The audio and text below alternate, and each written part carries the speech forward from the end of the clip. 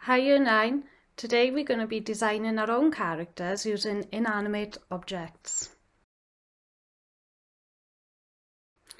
So we're going to break this lesson down into sections. First, I want to introduce to you a few artists who have already worked in this way. We'll have a little chat about their work and the different mediums they use. Then I want us to explore some doodle style art. We'll have a look at the key features there and try to incorporate that into our final drawings in the end. Then I want us to develop our own characters, and I really want you to pull in everything you've already learnt with Mr. Husband this year. Remember, all these lessons are virtual, so if you need to refresh your memory, just go back a few videos and rewatch them. Really take advantage of the fact that we're online now. Use it to your advantage. So let's start off by making sure we all understand what inanimate means. It's actually quite simple. It just means something with no life in it. So if you look around you now, I'm sure you'll be surrounded by objects with no life in them. And that's why we've chosen to work on it today. I want you to find inspiration within your homes. Throughout today's lesson, I've jotted questions throughout the slides. So I want you to write down the answers on a piece of paper because I'd like you to email me the answers at the end. So for our first question, I want you to write down 2 examples of where you might have already seen artists bringing inanimate objects to life. Now you've got 2 minutes to do this, so I want you to have a really good think and come up with some good answers.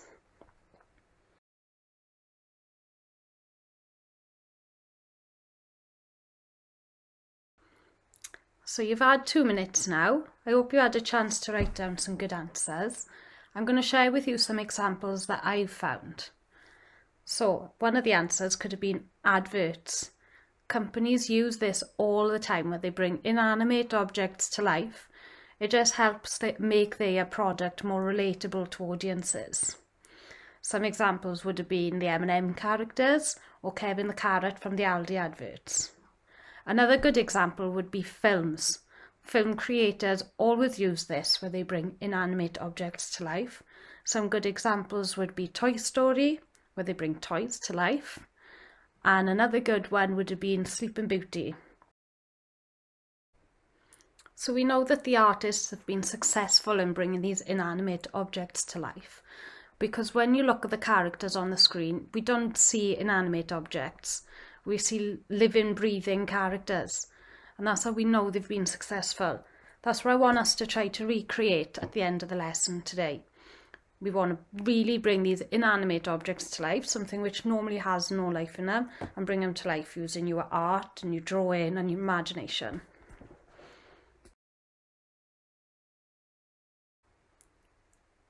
So the characters we've just seen on the screen probably started their life out as sketches. Artists usually use sketches to first establish the character of the inanimate object, and then later on they would have developed the character further using computer-generated animations. So I'm going to introduce to you 3 artists who work in a similar way but using different mediums. First off, we've got the photographer called Terry Border. Now he actually takes his inanimate objects and brings them to life by adding little wire arms and legs to develop his characters. And then he photographs them in an almost comical way. Then we've got Charlie Clements, who is multimedia. She uses her photography and her illustrations to develop her characters. She has quite an effortless look to her work, which gives her quite a contemporary feel. And then we've got the graffiti artist, Tom Bob. Tom Bob uses outdoor spaces to develop his characters using ordinary pipes and brings them to life with his graffiti.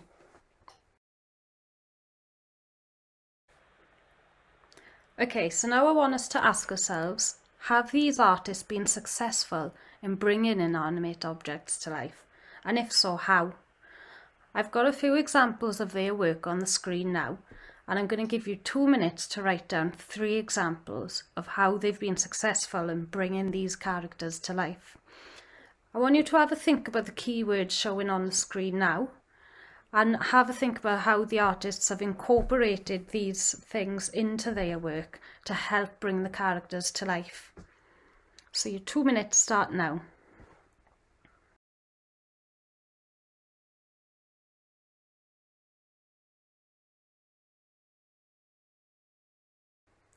Okay, so you've had 2 minutes to write down your answers now, so I'm going to share with you some of my answers. First off, narrative. Now I think Terry Border is the most successful in adding narrative within his work. As we can see, the modifications of the inanimate objects themselves are kept quite simple, but it's then the interaction between two characters that really helps bring those characters to life. And then we've got Charlie, who is the best at using emotion within her work. And she does this through adding features and movements within the limbs. It really just helps bring the character to life. And then I think Tom Bob is the best in using environment in his work. We wouldn't necessarily expect to find a giant lizard when you're walking outside, and I think that's the element that really helps his work. And then we've got the style of drawing. You can see all the ways that artists develop these inanimate objects. They're actually quite simple, and I think this helps to not take away from the character itself. I think it's also really important that the artists consider how the character matches the object itself. So as you can see on the toilet roll on the end, he hates his job. And the scared egg and the happy birthday cake, I think they all help to make us realise that there's a character within the object.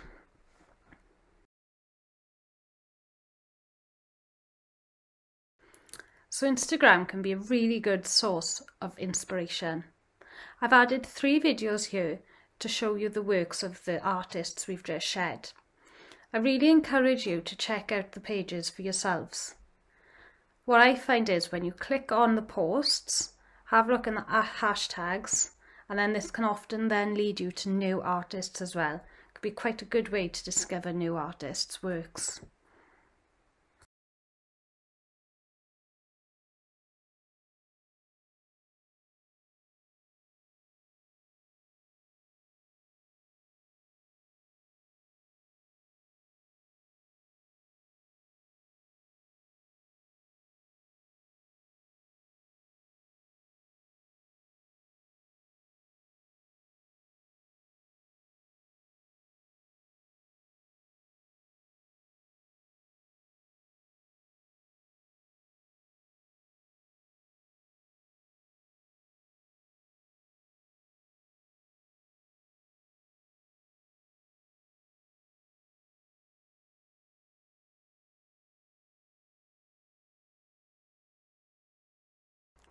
Okay, so now we're going to look at the works of Jon Burgerman. From this image alone, you can see there's some familiarities between his work and Keith Haring's, and that's why we've chosen to look at him. I want you to really start understanding the connection between artists and how they can influence each other. This is going to help you in your coursework as well. So let's have a look at some background information on Jon. He's an Englishman living in New York. And his style is a contemporary pop artist who often focuses on doodling within his work. This is instantly recognisable. He adds googly eyes on all his characters as well, so you can instantly recognise it's his work. And he also works in a range of mediums as well. He's quite experimental. There's a video on the next slide and we're going to see some examples there. He's also been very vocal during lockdown, and he's created a YouTube channel all about art and how it can help people. So I'm going to leave the link to that at the bottom of the presentation. You can check that out after the lesson if you like.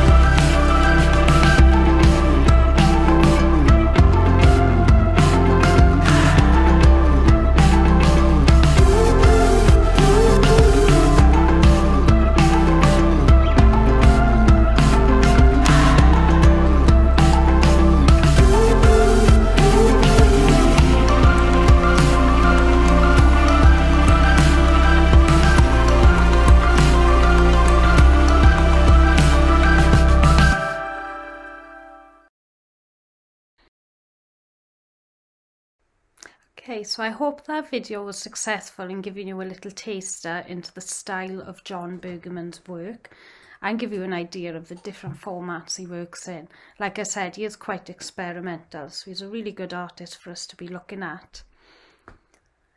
A quote I really want us to pay attention to is when he describes how his characters emerge and narrative is formed. Now this is going to be crucial to our work because it's exactly what we are working on. So I thought that's a good one for us to focus on. Now we're going to move on to looking at the key features of Burgerman's work. In a minute, I'm going to give you 2 minutes to write down 3 examples of the key features of his work.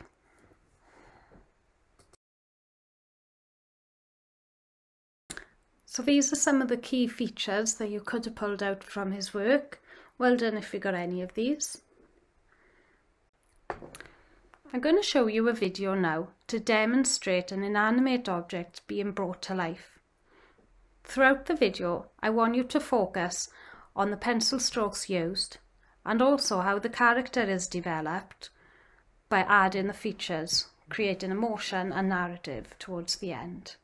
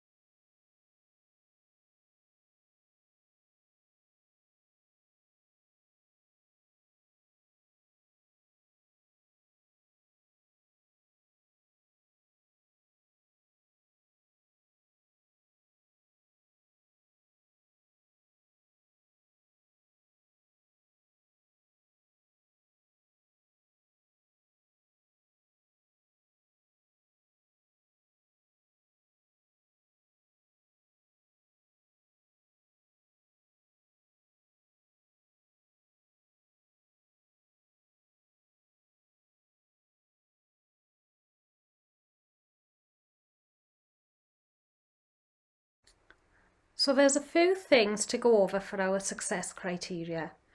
First off, I want you to sketch out the object. You can achieve this by using light pencil strokes. I really want you to focus on the line, shape and tone of the drawing. Really pull in everything you've already learned with Mr. Husband this year. Then I want you to develop your character and really consider the emotion and narrative that you're going to include. I want you to keep the features simple. Keep in mind the doodle style of Jon Burgerman. And then define your drawing. Once you're happy with how it looks, you can go over it with a heavier pencil stroke or a pen if you go in handy. I want you to take a photo of it at this stage, and that's what I want you to send to me. But if you do have any colours available in your house, then by all means develop it a bit further and you can send me a photo of that as well. We're going to pick our object to draw now. There's literally no boundaries for this task. You can pick any object you want. I just really want you to consider if it's got the potential to be developed into a really strong character. I've included a few ideas here to get you thinking. But some things I'd like you to consider is how much detail is on the object itself. So for example, a keyboard might not work as well as a mouse, just because all of the buttons you've got to draw might distract from the actual features of the character itself. I've included a little table at the bottom to help us consider how the narrative and the emotions might affect the object. So for example, if we've got a light bulb, maybe the narrative could be that the light bulb has had an idea And the emotion could be it's happy because it's just had an idea. And there's more ideas there as well. So I'm going to ask you now to pause the video and go and find your object.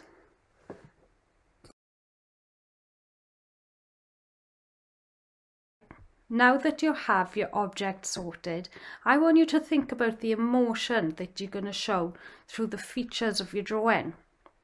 I've used this slide here to include some references for you to come back to. I'm going to do a little pause now, so it's going to make it easier for you to come back and view this slide later on when you were drawing.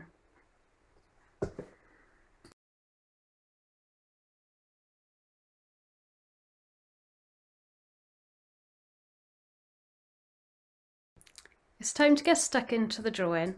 Now that we've got our object and we've considered the emotion and narrative that we need to develop our characters, I want you to get stuck in. First, draw the simplified version of the object and then develop your character, really considering the style used by Jon Burgerman earlier in the class.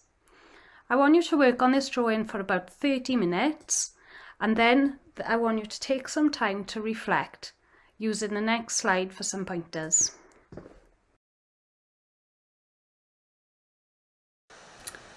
I'd like us to reflect on today's lesson. I've included 4 questions here for you to answer on your pieces of paper, and I want you to answer these as honestly as you can. The more detail you provide now is going to help you develop more in the next lesson. So I hope you had fun developing your characters and going through today's lesson. Remember, you can go back and revisit any pages you want to, and I look forward to seeing what you send me. Catch up with you in the next lesson. Thank you.